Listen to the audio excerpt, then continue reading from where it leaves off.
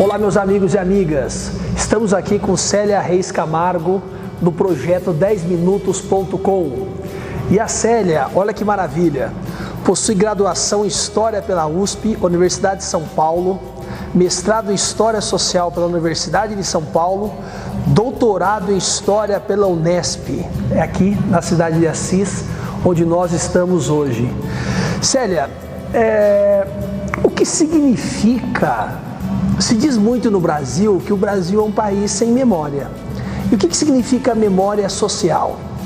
Warren Dean é um historiador americano que era muito especializado em história do Brasil, era um brasilianista, e ele se tornou um historiador do ambiente, do meio ambiente.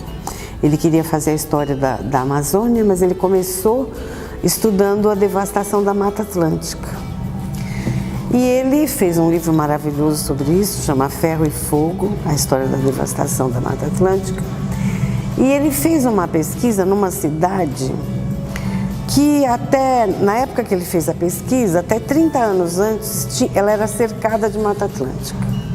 E o agronegócio acabou, enfim, destruindo a coisa. E ele entrevistou jovens, pessoas de mais ou menos 30, 40 anos, e ele começou a pesquisar se eles sabiam disso. Nenhum deles tinha a menor ideia de que aquela cidade tinha sido cercada pela Mata Atlântica. Ou seja, isso foi deletado da memória social. Então a sociedade se esqueceu de que aquela cidade onde ela vivia era cercada de Mata Atlântica e não era mais. Um assunto que foi sumido, entendeu? Desapareceu da memória social. A devastação da memória. Entendeu? Quer dizer, era uma informação que não estava mais no domínio das gerações.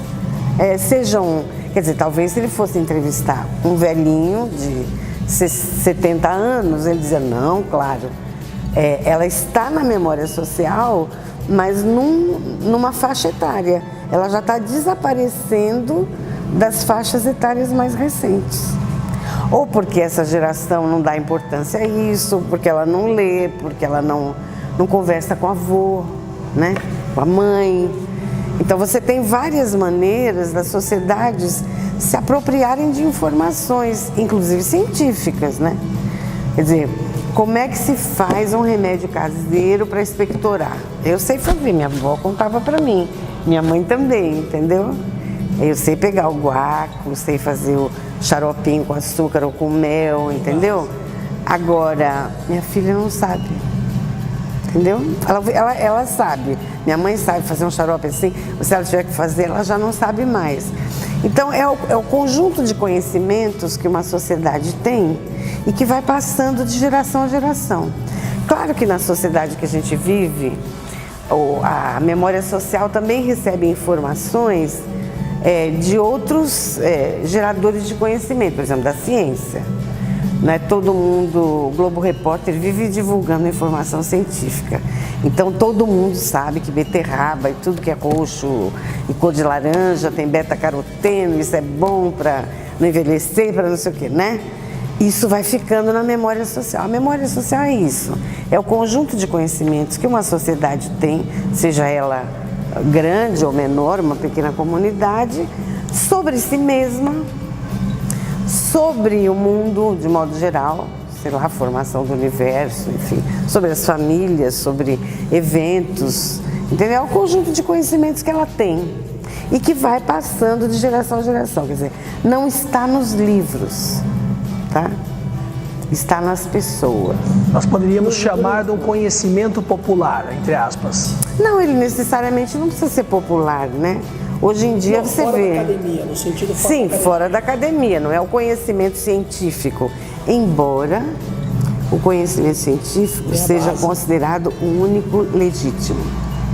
Até hoje, as pessoas contestam o saber popular, né? Você fala para um médico assim, eu tomei um chá de boldo e melhorei, ele dá risada, né? Porque, de um modo geral, esse saber científico não aceita o saber popular como um saber legítimo, entendeu? Então, embora você tenha conhecimentos muito importantes, né, eles não são às vezes reconhecidos por segmentos da sociedade, entendeu? Mas hoje em dia, por exemplo, você percebe que as pessoas têm um vocabulário muito mais rico.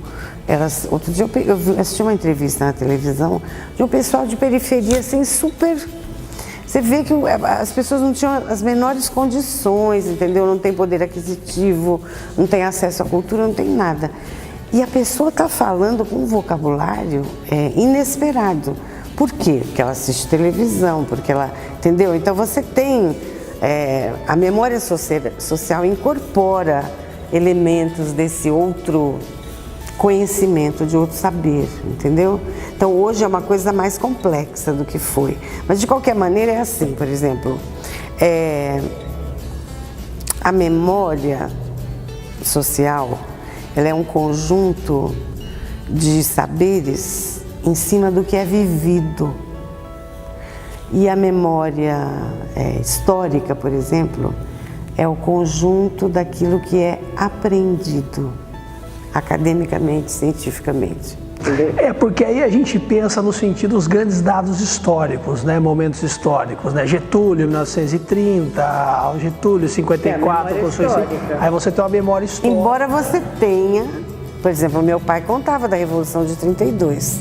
Então eu tenho coisas da Revolução de 32 que eu chego a dizer assim, eu me lembro que não me lembro, nem era nascida, mas isso para mim é uma memória herdada, entendeu? Então meu pai não está mais vivo, eu conto isso para os meus filhos. Então, é um conhecimento que está na memória do grupo, pelo menos, na memória familiar. Eu estou transmitindo isso, tá?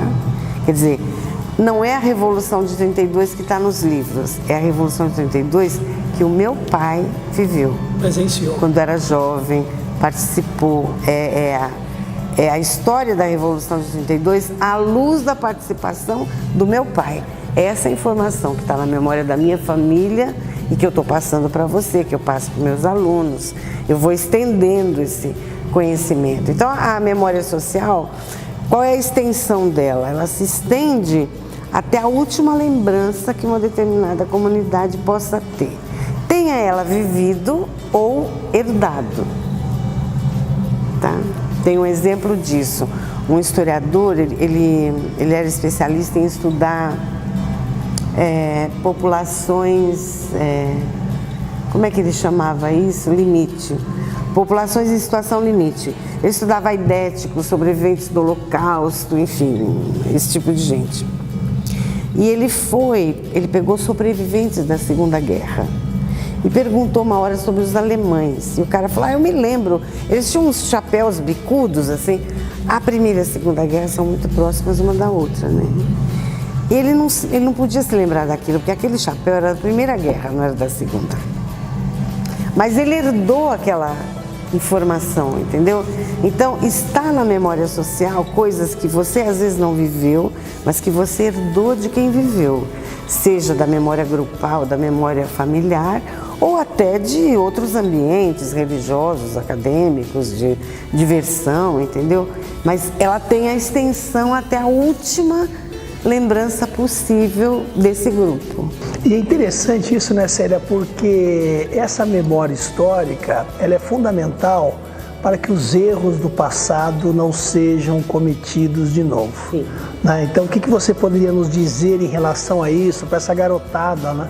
Ter acesso ao conhecimento, ter acesso à história, a importância disso para eles, que estão pegando a tocha e estão levando a história da sociedade para frente, né?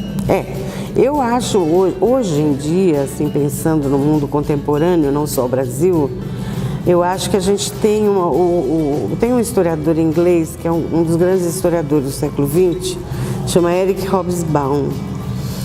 A Era dos Extremos. Ele fez sobre as eras várias, né, do século XX. E ele fala que um dos fenômenos mais lúgubres do século XX é a perda que a sociedade tem, quer dizer, a incapacidade que ela tem de vincular o que acontece a um passado recente, minimamente recente, que dirá um passado mais remoto, né? Ele acha que isso é uma característica do século XX. Até pelo estilo de vida que a gente tem, né? Você não senta, as pessoas não conversam mais. Um chega, já está indo para a faculdade, ou vai para o quarto, cada um tem seu computador, sua TV. Né? Você tem um estilo de vida em que essa transmissão do saber acumulado, da vivência social, ela diminuiu.